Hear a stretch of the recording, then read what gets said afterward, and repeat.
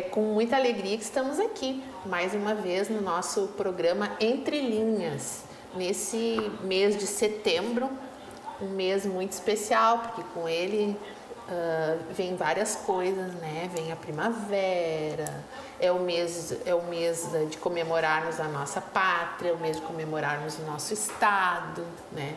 Mas também é um mês marcado por algumas campanhas mais recentes bem importantes, né? Que é relacionada à prevenção do suicídio, né? Setembro Amarelo. E é sobre esse mês de setembro e as várias nuances que ele nos traz que nós vamos conversar hoje no nosso programa. E acredito que a gente pode dar um pontapé inicial, assim, falando de uma coisa mais leve, né?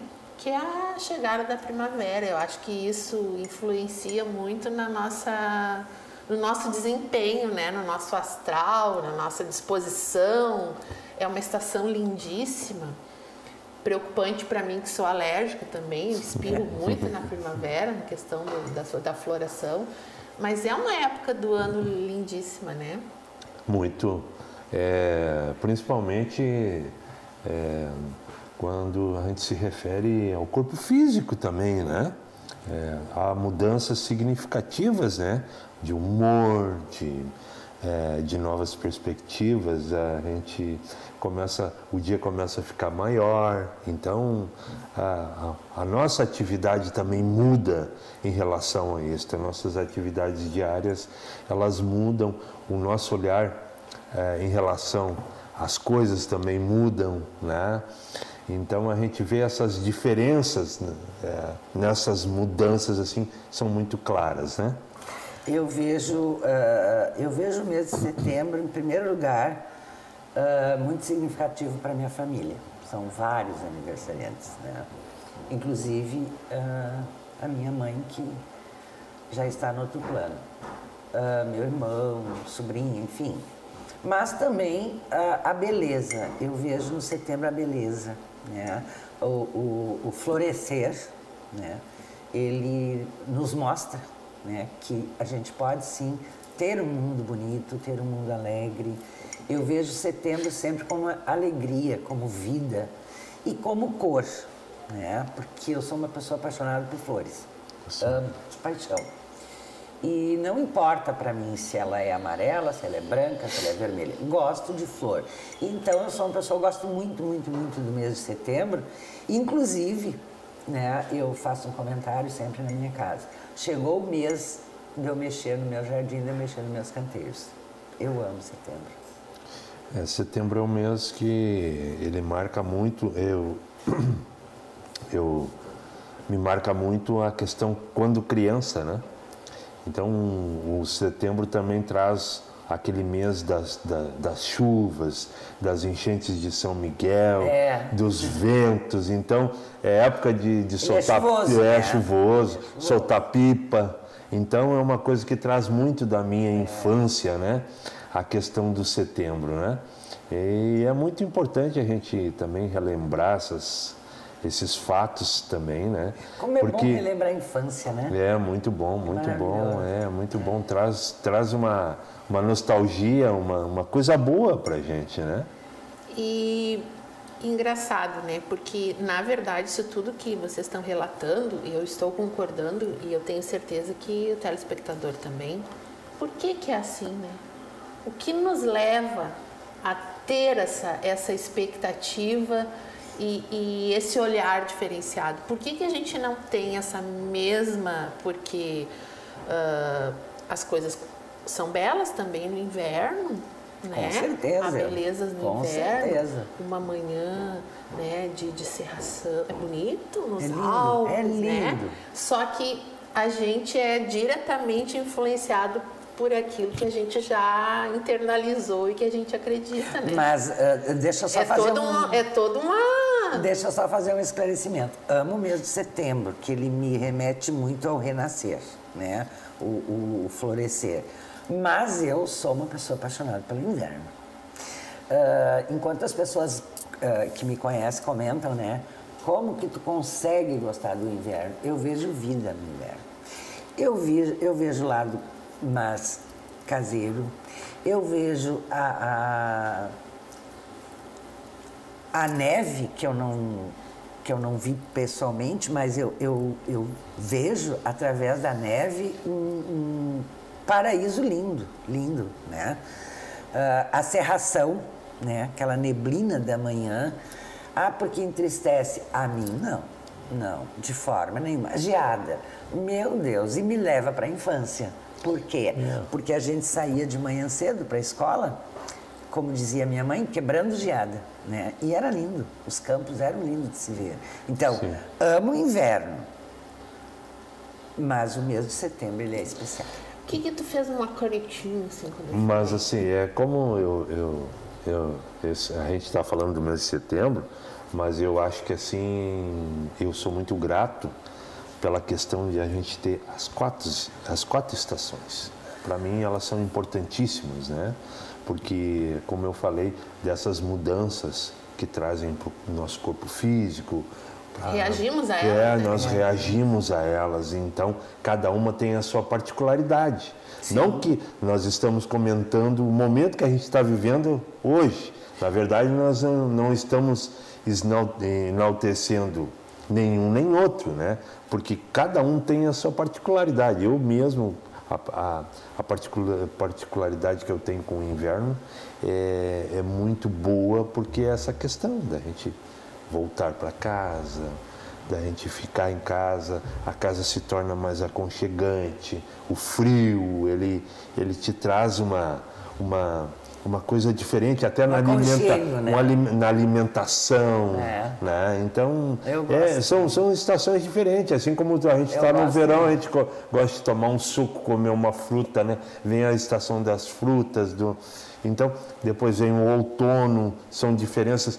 A única coisa, e lembrando da parte da infância de setembro, é muito engraçado isso, porque setembro é o mês que a gente sai de casa de manhã, se sai cedo. Tem que levar o guarda-roupa junto. A gente leva o guarda-roupa junto. Quando chega às 10 horas da manhã, a gente está cheio de roupa nas mãos, dentro do carro, né? Esquece de uma coisa. E é bem assim. Chega no final da tarde, a gente volta a colocar tudo de novo. Então, haja saúde. Haja saúde, né? Assim como está chovendo, daqui um pouco está frio, é aquela miscelânea que a gente como tem estão prevendo num agora, dia só, de né? Sábado, num dia frio só. De novo, né? Sim. Eu fiz essa colocação até para provocar uma reflexão que nós vamos ter mais adiante. A gente, mesmo estando na primavera, no mês de setembro, e com todas essas coisas bonitas, com toda a Nilza usou a expressão ali da vida, né? Na verdade, nós estamos no inverno.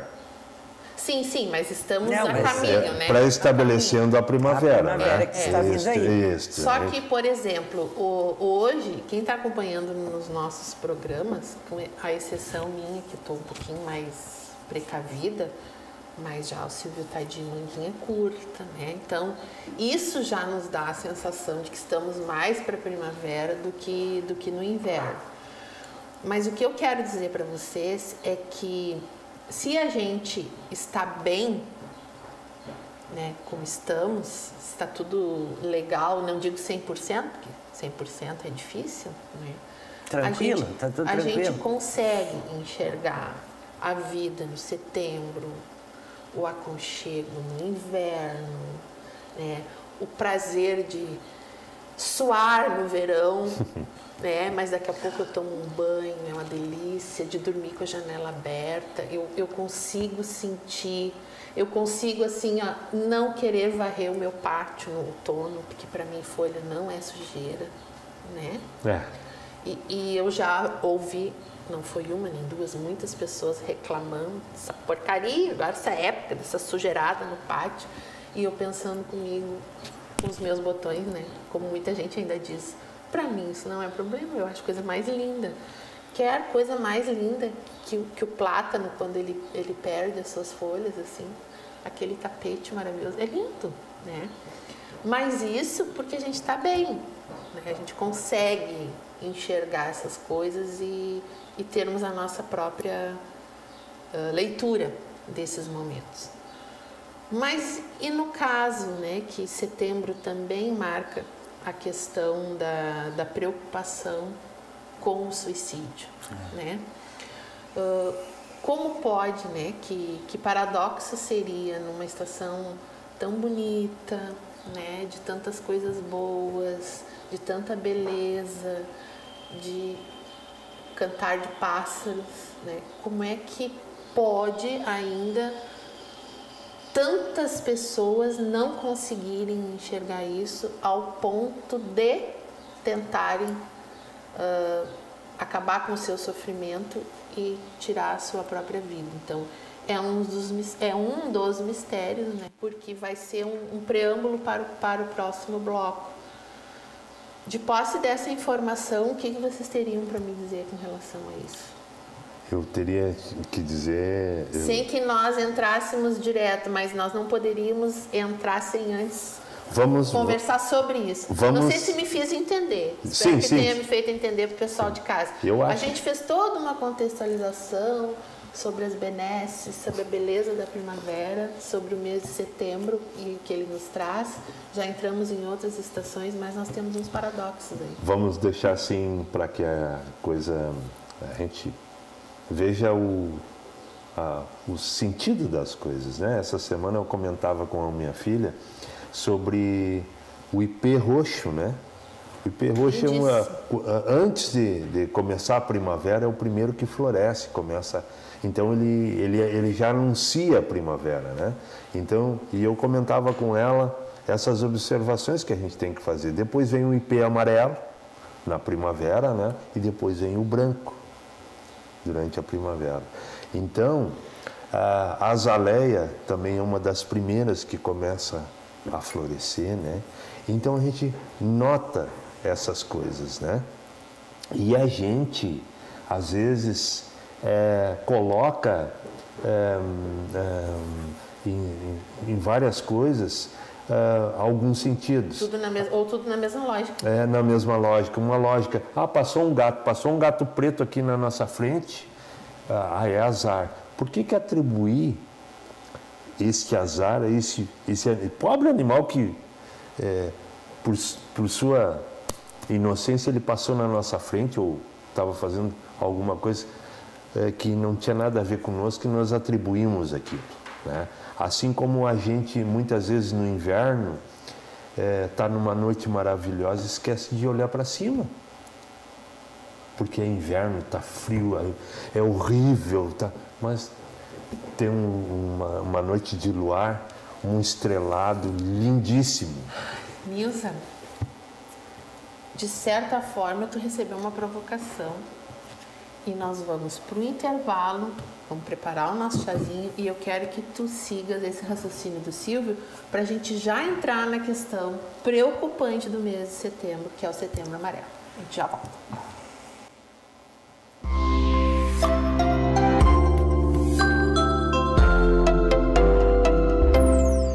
Estamos de volta, bloco 2, e já de pronto eu passo para a Nilza. Estávamos falando a respeito do mês de setembro, sobre a questão da primavera e já a nossa preocupação também com o lado de advertência que temos no mês de setembro, que é a questão do Setembro Amarelo, onde o Silvio fala das convenções, né? Isso. Por que foi convencionada essa campanha do Setembro Amarelo? O Setembro Amarelo, ele tem esse dia, né? Porque o dia mundial dele é 10 de setembro, né? Setembro Amarelo. Foi ocasionado pela morte de um suicídio de um rapaz nos Estados Unidos, né? Considerado de bem com a vida, aparentemente sem problema nenhum, um grande interesse por mecânica, e ele tinha um Mustang amarelo que ele reformou, né? E do nada, nem amigos, nem família, nada, nunca imaginou que ele cometeria o suicídio, e ele se suicidou. E os familiares, os amigos, no funeral dele, levaram cartazes amarelos com laços de fitas amarelas para com uma frase, né? Valorização da vida, né? Para que pessoas falem, para que pessoas prestem mais atenção no outro, porque nem sempre, na maioria das vezes, não está exposto, eu vou me suicidar, né? E um dos lemas do Setembro Amarelo é você não está sozinho, né? Até pouco tempo atrás, era muito perigoso, né, falar de saúde mental nas escolas, né? E hoje é necessário falar, porque a gente sabe que é muito preocupante, né? De 2019 para 2021, houve um aumento de 35% de suicídio. Dos 5 estados com maior número, Rio Grande do Sul vem em segundo lugar. Nossa. Isso é muito preocupante. Então, foi criada a campanha, né, pela organização federal, inclusive, Setembro Amarelo, né, que o Dia Mundial é 10. Então, que haja nas escolas, que eu desenvolvo um trabalho, né, a respeito de valorização da vida. Você não está sozinho. Tem que falar sim. Esse ano nós tivemos um caso de suicídio no Mauá, de um menino alegre, feliz, recreio, refeitório, sala de aula. Normal. Tudo tranquilo, brincando, conversando, fazendo e acontecendo. Se suicidou, né? Sem se saber o motivo, o porquê, né? Então, o que a gente diz? A campanha é necessária para que a gente entenda que muitas vezes a pessoa que está calada não quer dizer que ela esteja bem, de forma nenhuma, né? Então, uma palavra, e eu sempre digo, uma palavra amiga salva uma vida. Um abraço salva uma vida. Um eu estou aqui salva uma vida. E o que a gente pretende? Que esses jovens acordem, né? E olhem para o lado, olhem para o colega, né? A empatia, o respeito, o saber ouvir, né? Isso tudo tem que ser muito valorizado. E quando o Silvio fala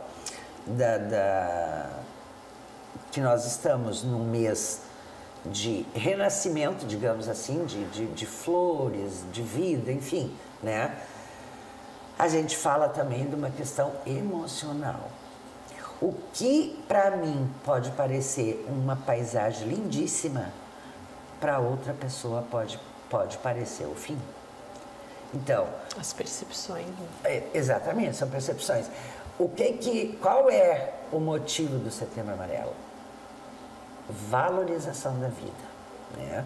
E de um alerta, e na escola é um alerta de que todos os alunos, professores, acordem para aquele que está quieto, acordem para aquele que está mal-humorado. Isso pode não ser um mau humor, isso não pode ser um silêncio, pode não ser um silêncio. E pode a gente não saber o que dali a poucas horas pode acontecer. Nós tivemos, um ano antes da pandemia, 2 casos, 2 adolescentes em Guaíba. Saíram da escola e se suicidaram, sem ninguém entender o motivo. Então, setembro vem também. Se é um mês que a gente fala, né, de florescer, a gente fala de alegria, de dia lindo, fertilidade. De fertilidade, né? Então é um mês de valorizar o que é vida. Valorizar vida, dar as mãos, olhar para o lado, né? E realmente viver, né, o que é empatia. Realmente viver o que é saber ouvir. O que é se importar e o que é respeitar a dor do outro. O que seria essa valorização da vida, né? Eu acho que é uma interpretação do mundo que nós vivemos hoje, né? E das pessoas, eu acho que a humanização, ela está ficando, essa percepção da humanização e da sociedade, viver em sociedade, ela tá se distanciando dos padrões que vinham ao longo do caminho se estabelecendo, que era a família. Ela está sendo exercitada de uma outra forma. E ela está sendo exercitada de outra forma. E aí há um certo individualismo, a formação individual. Porque tem uma coisa, né, Silvio? Estar num grupo não quer dizer que tu pertença a ele. Não pertença a ele. E às vezes há essa confusão, né? É isso. Mas por que esse jovem, se ele vivia, ele estava sempre no meio da galera, ele estava sempre lá, mas ele estava lá e interagia naquele ambiente, ou ele era invisível naquele meio? Muitas vezes... Não, exatamente. E quando acontece o não pertencimento, é horrível. É aonde mora o perigo. Imagina tu não te sentir exatamente. Quadrado em nada. A Denise falou muito bem. Eu pertenço a esse grupo ou eu estou nesse grupo? Sou aturado por ele. É uma diferença, né? Se eu não sentir que eu pertenço, eu estou. Mas assim, vocês mentalizem a força do trabalho. Por exemplo, aonde que existe uma empresa, né, onde trabalha 100 funcionários. Já dentro dessa própria empresa há uma certa disputa individual de cada um, né? Então, muitas vezes não há um trabalho coletivo. Existe um individualismo enorme, assim, com percepções ultra diferentes uma das outras. Mas que no fim, o que isso leva? Leva a uma coisa que todos nós estamos lutando para que não haja no mundo, mas a gente sabe que vai haver, né? Tudo isso leva a um sofrimento, mesmo que seja eu querendo disputar. É uma disputa. Mas vai levar sofrimento. Exatamente. Então eu ainda me fundamento nessa questão do humanismo individual. Ele não tá. O humanismo social, ele perdeu essa vocação, né? Então ele tá essa habilidade de viver em grupo, né? E o que a gente tá vendo? A gente está vendo um individualismo muito grande nesse sentido. Ele conecta com o grupo, mas ele pensa sozinho. Tem a questão do isolamento, né? A pessoa, como eu falei, se eu não tenho a certeza do pertencimento, eu estou no grupo. E se eu estou no grupo, eu estou o quê? Sim. Isolado. E a gente sabe que o jovem, né, já que a gente está fazendo referência ao ambiente escolar, ele é muito cruel quando ele quer, né? O ser humano em si, quando ele quer exercitar a crueldade, ele sabe com maestria, né? E ele sabe com maestria não só para o próximo, para ele próprio. Já foi um comentário nosso sobre a escola, sobre esse engessamento do aluno na escola, coisa desse tipo. E o que a Denise acaba de falar são essas questões que a gente vê. Por exemplo, o cara, esse estudante, ele está em casa com o celular lá, via internet, com informações de diversos setores. Aí ele cai na escola, aí para tudo e começa outra história ali. Ele fica preso, amarrado a certas coisas. E assim, muitas coisas ficam amarradas que na realidade tu passa do virtual para a questão física. Como eu vou mudar essa xícara de lugar? Aqui tu muda tudo. Agora, eu fazer assim, mudar para cá... Só que tem uma coisa, né? Aqui é real. Aqui é real. Aqui não é. Não é. Não é. Eu ter uma pessoa que te dá 1000 curtidas e diz que tu é o supra-sumo de forma virtual e não ter ninguém fisicamente que me diga isso é muito diferente. Ah, com certeza. E as pessoas estão confundindo, estão preferindo a ilusão à realidade. E quando a gente cai nessa seara, é uma cilada. Captou a minha linha de pensamento. É uma cilada. E hoje em dia, todos nós temos que dar a nossa meia-culpa, entrando, até porque quem não se adaptar à tecnologia é devastado, né? Com certeza. Só que a gente tem que saber lidar com isso. E nós, que já somos de uma geração mais madura, não uma geração mais velha, a gente já teve um gostinho do como era antes, a gente pode fazer essa opção e saber o que é melhor para nós. E muitas vezes essa geração não conheceu coisas que nós conhecemos e a eles não é dada outra opção. E talvez o ilusório lhe diga que se ele cometer essa coisa, ele vai se libertar, ele vai... E aí, né?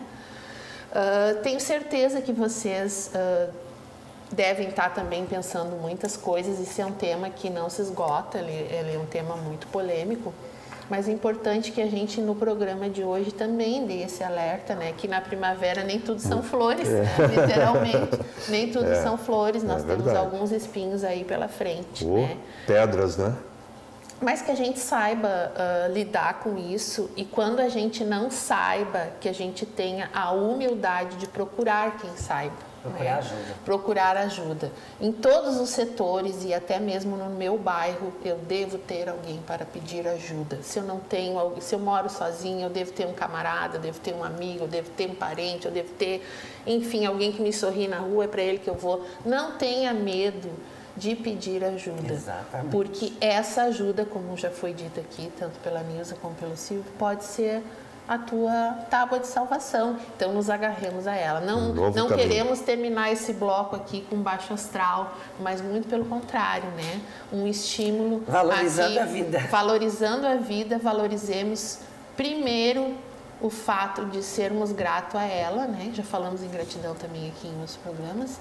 E através disso, tenho certeza que nós vamos receber as nossas respostas. A gente vai dar um intervalo e já voltamos com o nosso setembro maravilhoso e tantas questões que ele nos traz.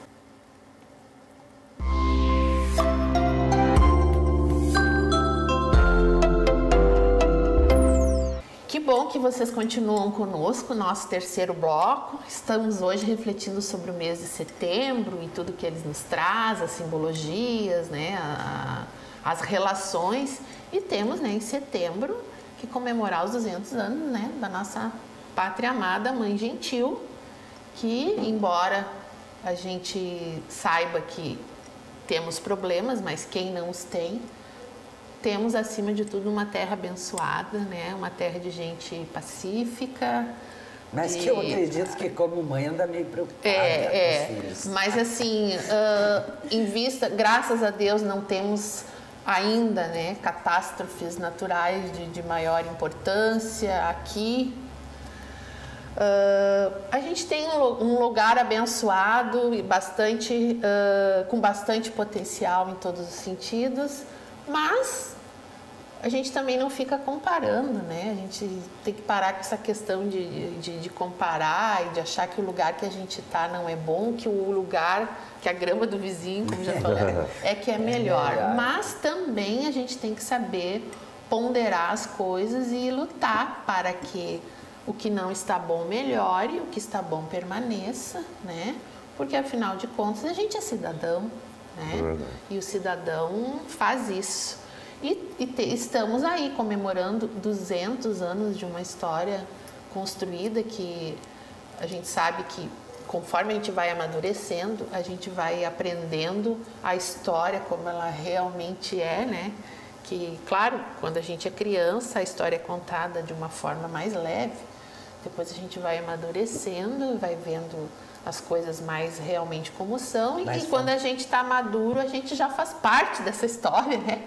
E aí a gente é protagonista enfim, aí nós já estamos construindo a nossa história.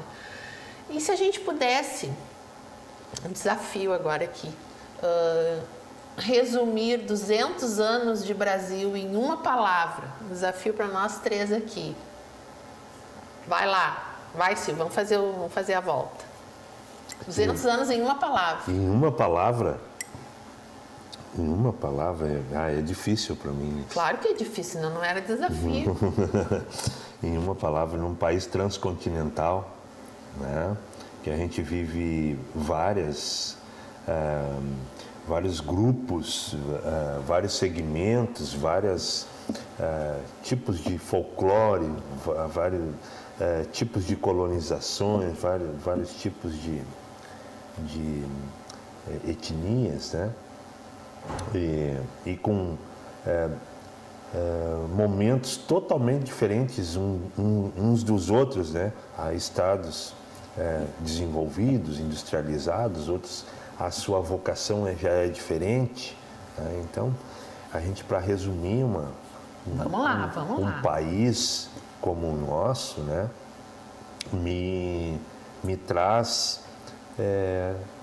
muitas coisas que a gente ouviu, aprendeu na escola, né? A gente viu um país com um desenho, né, com uma história, né? Mas a maioria desta história não nos foi contada, né? Por exemplo, o Rio Grande do Sul tinha 4 milhões de índios há 500 anos atrás. E aí eu pergunto para vocês, quantos índios tem? E qual palavra tu... Tá vendo que a mulherada aqui tá fogo, né? Tu não nos cerca, não nos engana aqui, cerca Lourenço. Vamos lá, a palavra. Transformação.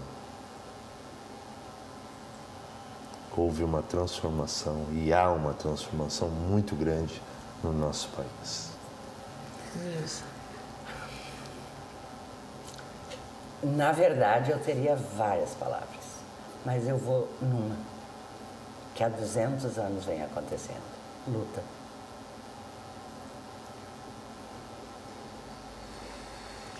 Porque deveria complementar, mas vamos na luta. Vamos na luta. Denise? E eu vou numa esperança. E agora o Silvio meio que já defendeu a transformação. Deixa eu só fazer, né, uma corrente. Uhum. A esperança que nunca deve morrer, né? Para que aconteça uma transformação, mas que só acontece com muita luta. Exatamente. Muito boa reflexão. Acho que a gente tirou já é um bom subsídio para começar a minha defesa, né? Porque a gente sabe que as coisas só não ficaram piores em muitos momentos porque a gente é dotado de uma capacidade de se regenerar muito grande, né?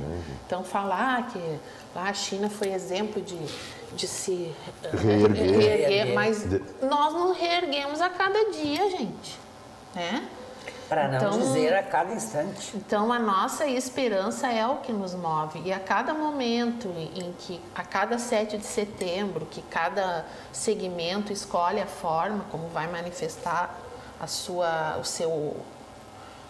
seu sentimento com relação à pátria, né? Seja, hoje vivemos numa democracia, pode ser em forma de protesto, mas mesmo no protesto, mesmo que o protesto ocorra, vocês podem observar, antes do protesto vem antes ou depois vem um alinhavo de esperança, né?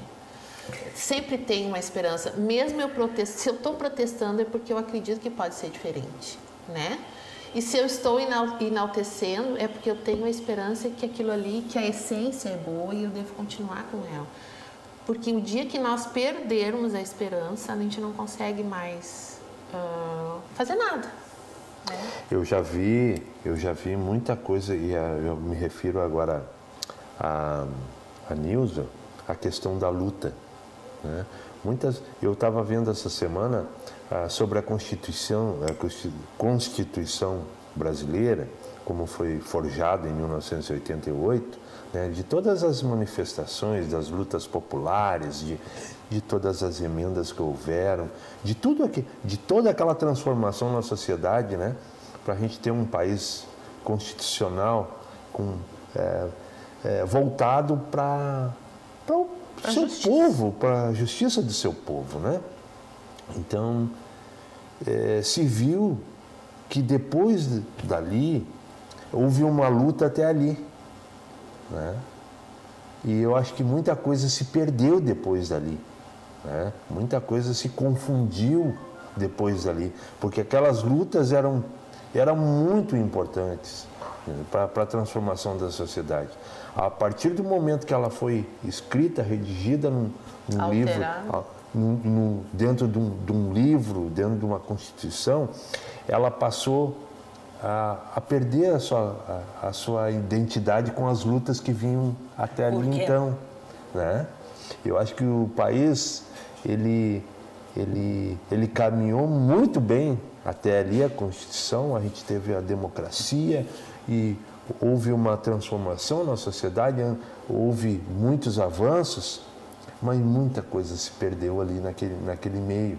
Por nós mesmos, nós perdemos algum sentido. É que o livro, depois de aberto, ele foi fechado. Ele foi fechado, se esqueceu disso. A gente começou eu via o Ulisses Guimarães falando, né? Quem não respeita a Constituição do seu país é traidor da pátria. Então, uma frase muito, muito forte dele. Ela é respeitada? Então a gente vê muitas vezes, e aí vocês vê assim em todos os segmentos, né? A gente vai ver quando eu falo de a luta pela educação, a luta por saúde, a luta dos indígenas, a luta dos trabalhadores, a luta dos sindicatos, a luta das entidades de classe. Então a luta do próprio povo, né? Do povo estar unido em algum sentido, mas principalmente no valor do patriotismo, da cidadania. A priori, essas lutas todas já estariam contempladas na Constituição. Sim, e aí se esqueceu delas. Não precisaria haver um reforço disso, era cúmplice, né? Sim, era a partir dali... no país, uma palavra, é porque luta, né, ela abrange praticamente tudo hoje no país. Né? Tu luta para sobreviver, tu luta para viver, tu luta por reconhecimento, tu luta por valorização. E essas lutas, a priori, como falou Denise, estariam garantidas. Estariam garantidas. O que acontece, Silvia, na minha opinião? O próprio cidadão esqueceu do poder. Ou desconhece. Desconhece. Poder que ele tem. Concordo, desconhece. Né? Mas se desconhece por quê? Porque não busca? Porque é tão fácil eu colocar na mão do outro. Eu te digo que existem milhares de pessoas que nunca viram uma Constituição Federal. Tá? E, na verdade, quando se fala... Só estuda quando tem concurso. Exatamente. Né? E, na verdade, quando a gente fala de Constituição Federal, a gente fala o seguinte, né?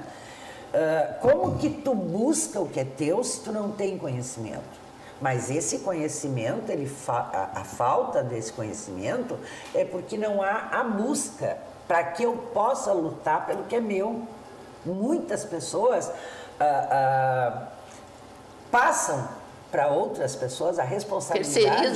Terceiriza a responsabilidade. Né? Eu hoje penso que no 7 de setembro, né, tudo bem, comemora cada um da sua maneira, mas que, na minha opinião, a coisa mais importante era se unirem para uma reflexão de que liberdade está falando o nosso hino, de que autonomia o nosso país. Quem somos nós nessa figura? Quem somos nós como voz e vez dentro desse país?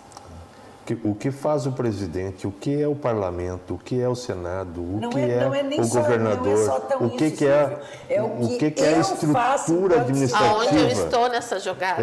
Onde eu estou nesse meio? Onde está na estrutura administrativa do governo? Porque toda essa estrutura depende de nós. De nós. Exatamente. Né? Então, eu vejo o 7 de setembro, e não é hoje, é há muito tempo, como a necessidade de o cidadão se dar conta de que a bandeira do Brasil, ela é de todos nós, o país é de todos nós. E nós estamos fazendo o quê?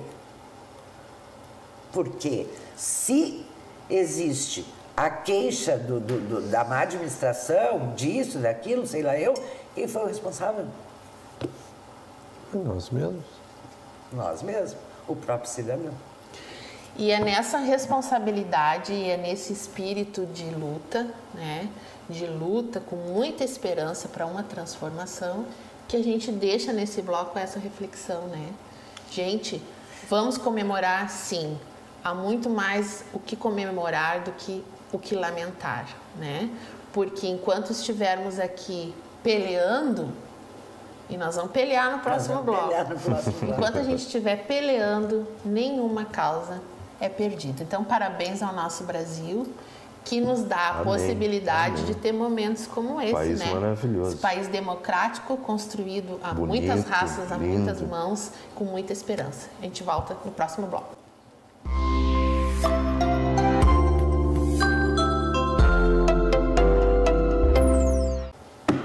Buenas que me espalhe, nos pequenos do de prancha e nos grandes do detalhe. Não é bem assim. Médico, Capitão Rodrigo. Gente, o setembro também marca, né, a nosso dia do gaúcho, a nossa Revolução Farroupilha, né, que também serve para... é um leque, né, de discussões, mas que com certeza nós vamos nos concentrar aqui ao que o Rio Grande do Sul é referendado, né, como um estado politizado, um estado acolhedor, um estado muito culto, né? Já foi melhor conceituado em termos educacionais, a gente sabe disso, né? Mas isso é um reflexo de toda uma conjuntura. Mas, enfim, o nosso estado, ele é muito respeitado. E eu tive a oportunidade, numa fase da minha vida, logo que casei, eu saí do estado, né? Eu fui morar no Paraná. E os paranaenses adoravam os gaúchos, né? Gostavam muito dos gaúchos, gostavam do Internacional, tinha uns torcedores fanáticos. Daí essa parte aqui não me agradava muito como gremista, mas enfim, tudo bem, a gente tem que ser democrático, como a gente já falou no bloco anterior. Mas enfim, o nosso estado é belíssimo, né? E tem uma tradição muito linda, né? Muito linda, que é fruto de uma história, né? Que também a gente nem sempre aprende o lado correto, né, da história, porque o gaúcho também, né, tinha aquele lado pejorativo, né, o bagunceiro, o que criava confusão, cachaceiro, né, o mulherengo, aquela coisa toda. De faca na bota. De faca na bota. Mas a gente sabe também que temos uma história de luta e de vitória e de crença, né? num ideal, né? No ideal farroupilha. Que eu confesso para vocês, eu não tenho um conhecimento assim muito profundo histórico. Eu sou mais bucólica com relação a isso, né? Eu também. Mas não poderíamos deixar de referendar aqui, né? Não é o fato de eu não pertencer a nenhuma entidade. E lá no Paraná, eles não tinham os CTGs, eles tinham os DTGs, que eram os Departamentos de Tradição Gaúcha, de tanto que na cidade, no Paraná, nas cidades em que eu morava, mais ao sul. Não sei se isso se estendia às demais regiões, mas eles tinham também as danças e tal. E eu me sentia, quando eu tinha contato com isso, eu me sentia muito em casa. Isso era gostoso assim, para mim, que era uma forma que a gente tinha de se sentir na nossa casa. Na verdade, a gente não tinha que falar de tradicionalismo, nós tínhamos que falar sobre folclore. O folclore do Rio Grande do Sul. Que é lindíssimo. Né? Que é lindíssimo, muito bonito. Né? Eu admiro quem cultua esse folclore do Rio Grande do Sul. Eu acredito friamente e certamente sou devoto da questão cultural. Né? Então, folclore é um veio muito importante dentro da questão cultural de um país, de um estado. Né? E o que define um estado. Então, por isso, a gente fala sobre o folclore do Rio Grande do Sul. Né? Mas que tradicionalismo também vem das nossas tradições, do chimarrão, do churrasco, sim, né? Da vestimenta. Sim, né? Hoje não, já faz um tempo, né, que o traje do gaúcho é considerado como um traje oficial, né? Oficial. A bombacha já é considerada um traje oficial. Isso foi uma evolução, né? E foi uma luta, né? Porque isso foi desde que uma autoridade foi barrada, né? E aí passou a lei. Mas eu queria concluir. Eu queria concluir na questão folclórica, né? E voltando aos meus tempos de infância, eu morava aqui no centro da cidade e nós nos mudamos para onde que eu moro hoje, que é um pouco afastado, né? No outro bairro. E não naquela situação que quando nós mudamos, não tinha energia elétrica, não tinha água, então tudo era... E aí depois veio a água, não se tinha TV. Depois veio a luz. Veio a luz. E aí o que acontece? Então me traz muito esse tempo de criança, mas me enraiza muito isto. Ouvir o rádio. E à noite... A minha mãe costurava, então ela ligava o rádio e a gente escutava o Brincuringa. A Rádio Farroupilha. Né? Então, tinha um programa com o Teixeirinha e a Mary Terezinha. Né? Que eu acho que é o espelho do nosso estado, o Teixeirinha. É uma das pessoas que vendeu mais disco no país em relação ao Roberto Carlos, né? O Teixeirinha já está morto, mas foi uma das pessoas que vendeu mais discos. Para um regionalismo, para um regionalista aqui do Rio Grande do Sul, uma pessoa, né? Então, Gildo de Freitas. E assim vai. Ali começa a nossa história, ali começa toda essa questão e que vem... Teixeirinha conta toda a história, toda a música tem a música do colono, tem a música do pai dele, tem da mãe dele, tem do cavalo, tem então da estância, da casa, então da figueira, do menino. Então eu acho que Teixeirinha seria o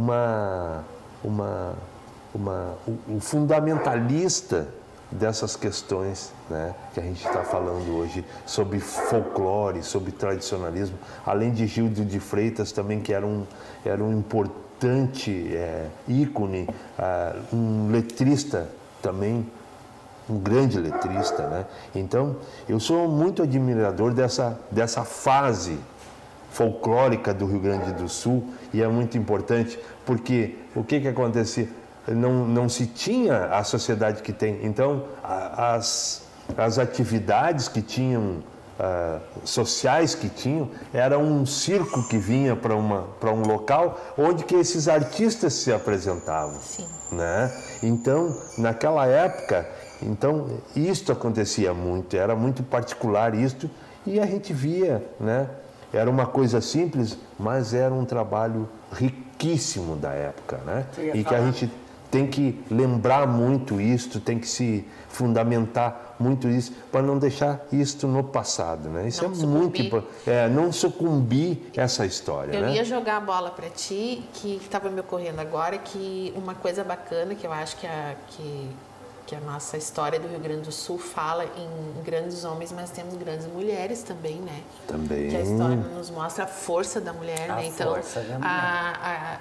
isso eu acho muito bacana, porque não se ficou só na questão da figura do herói Farroupilha, mas nós temos muitas heroínas. Sim, sim. Temos muitas heroínas e a gente ouve, né, ainda, que a mulher gaúcha é uma mulher guerreira, né? É uma mulher batalhadora. Mas o que eu disse que eu ia fazer um pouquinho de espírito de porco, que eu muitas vezes me sinto entristecida. Por quê? Porque quando chega o 20 de setembro, a gente vê pilchas por todo lado, vestido de prenda, bombacha, não sei o que, não sei o que. Beleza, ótimo, vamos comemorar 20 de setembro? Vamos. Mas, e onde que está esse gaúcho, essa gaúcha, nos demais dias?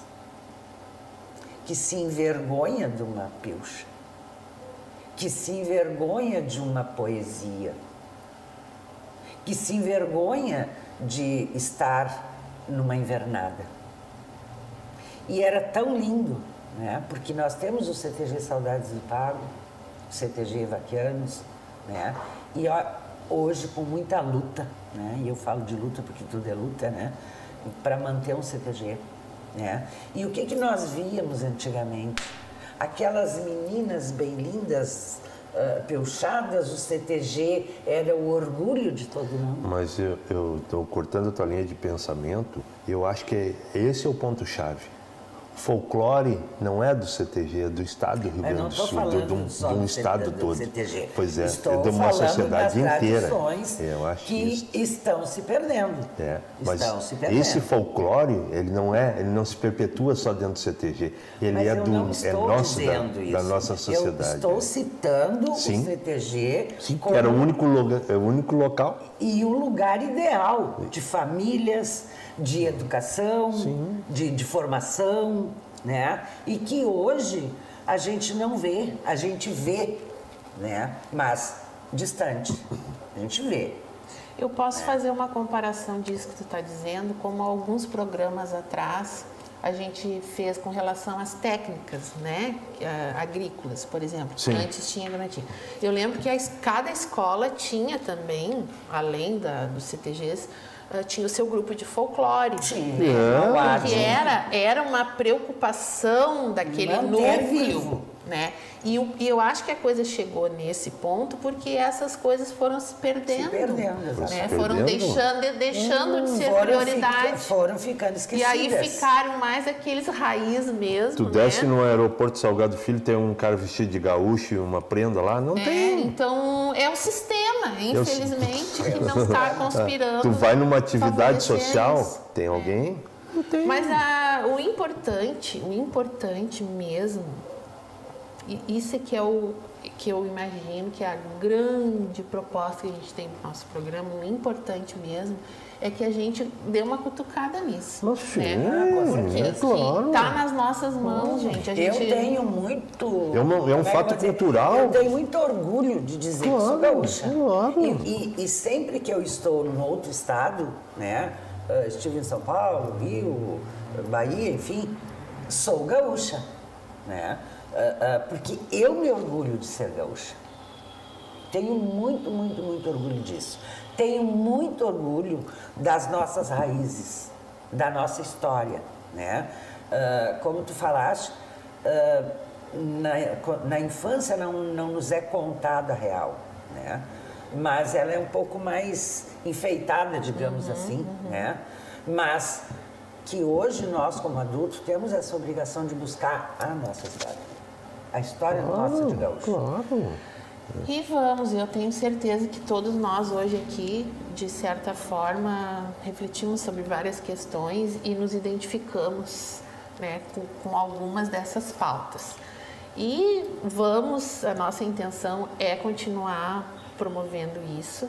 Eu quero agradecer a Tita Barbosa, eu vou dizer que é a Tita porque ela nos assiste, ela me mandou um WhatsApp essa semana, ela é lá de Charqueadas, e ela disse que está gostando muito do nosso programa, e eu respondi a ela que ela não tinha noção do quanto isso para nós era importante, porque esse programa ele não é para nós, esse programa ele é para vocês, né?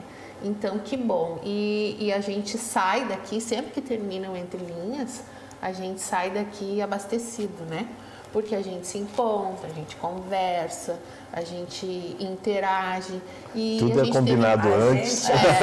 Tudo é combinado antes. A gente espera ansioso pelo próximo programa. E até porque, assim como vocês, nós também tivemos muito tempo longe das pessoas, né? Então é bom estar com vocês. E já sabe, então, sexta-feira, às 20 horas, a gente espera vocês para mais um Entre Linhas, no canal 33 da Atualidade. E depois de sexta, lá por domingo, segunda-feira, você já tem o YouTube lá, é só entrar na TV Atualidade no YouTube e assistir aos nossos programas. Um grande abraço!